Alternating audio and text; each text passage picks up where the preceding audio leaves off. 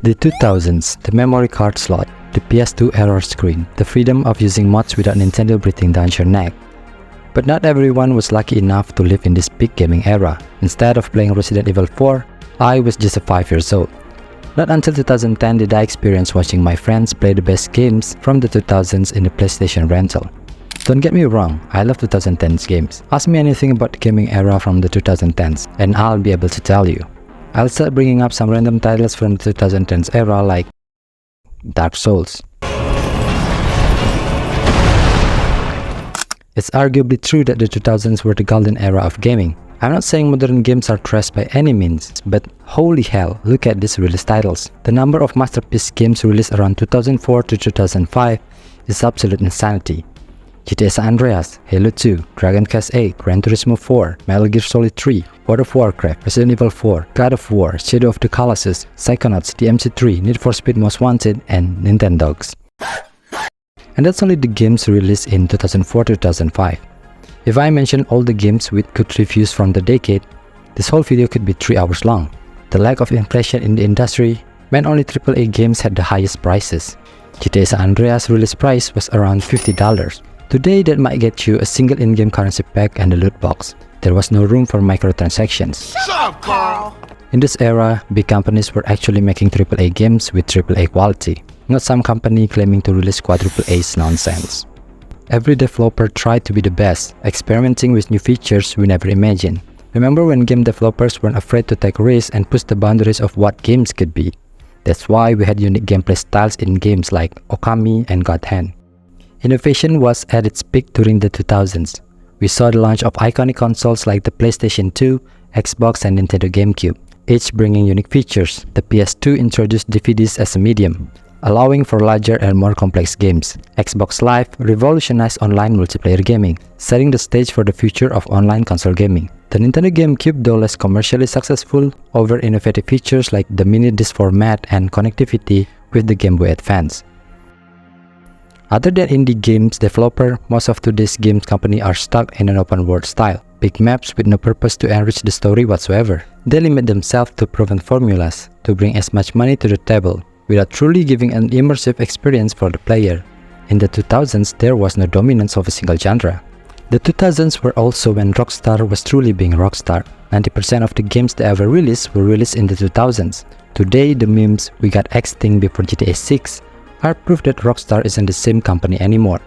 Before GTA Online was a thing, Rockstar focused on making and experimenting with other game genres. This helped them understand what people love and what features to include in the next GTA games. Midnight Club, Bully, Max Payne, Manhunt, The Warriors, and even Surfing Edge 3.0. Yeah! Now instead of giving us at least a DLC story for GTA 5, they gave us whatever this thing is. Today's gaming is so predictable, with most AAA titles playing it safe. Online FPS, open world, battle royale with tons and tons of loot boxes, and gacha with a 0.001% chance. EA is notorious for this. They should change their tagline from EA Sports, it's in the game to EA Sports, it's in the loot box. But we can't just blame developers for making microtransactions, because there are a lot of people who actually buy those things. I'm not only talking about the whales, the people who spend the most money on the games, but also about everyone who spends $20 for a slightly different color. Mobile games gain millions and billions of dollars with their microtransactions.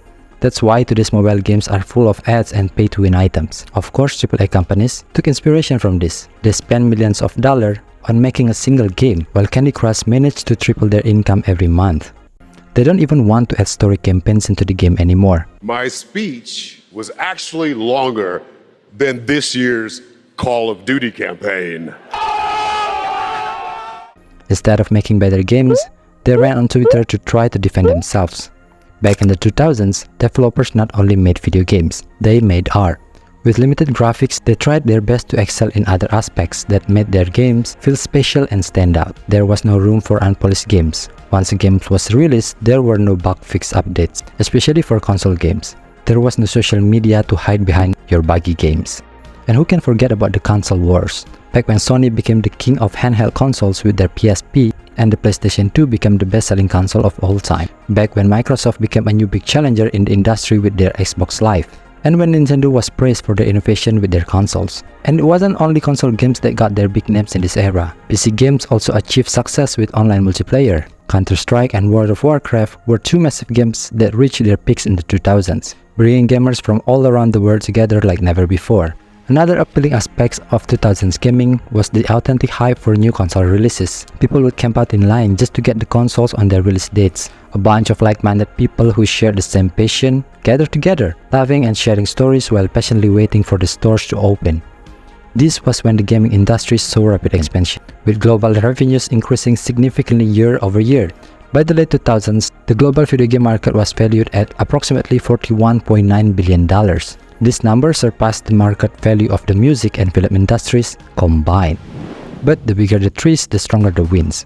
The video game industry saw several significant controversies that shaped public perception and regulatory approaches to gaming. The advance of modern technology, computer and video games are getting more realistic, but they are also getting more graphic and more violent.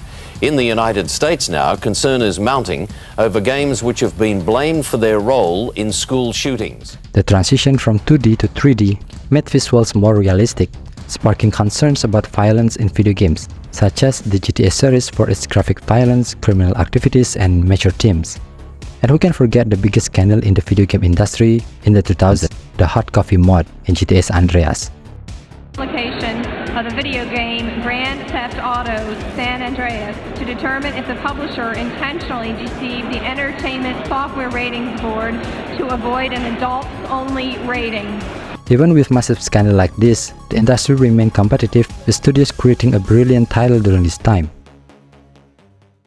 Sadly, some once great studios have declined. Konami, known for Metal Gear Solid and Silent Hill, shifted focus away from traditional gaming to mobile and pachinko machines. Rare, once famed for Banjo-Kazooie and GoldenEye 007, saw a significant decline after being acquired by Microsoft. Midway Games, the creator of Mortal Kombat, filed for bankruptcy in 2009, marking the end of an era. The 2000s were a golden era for gaming, a time for incredible talent, historic releases, and significant transformation. It was a decade that left an incredible mark on the industry. And to answer the question in the title of this video, why did 2000s gaming look like that? It's because that was gaming. Gaming will never lose what the 2000s era created. And although many people call it the golden era, I think it's time to start looking forward and appreciating the era we are currently in today. Also tell me what you missed the most or what you want back about gaming culture in the 2000s. This video is highly inspired or maybe a little bit plagiarized from Jib Rules and Extra Min videos. A big special thanks to those guys for their amazing video ideas, and please don't put me in the second half of an Edge Bomber Guy video. This sucks.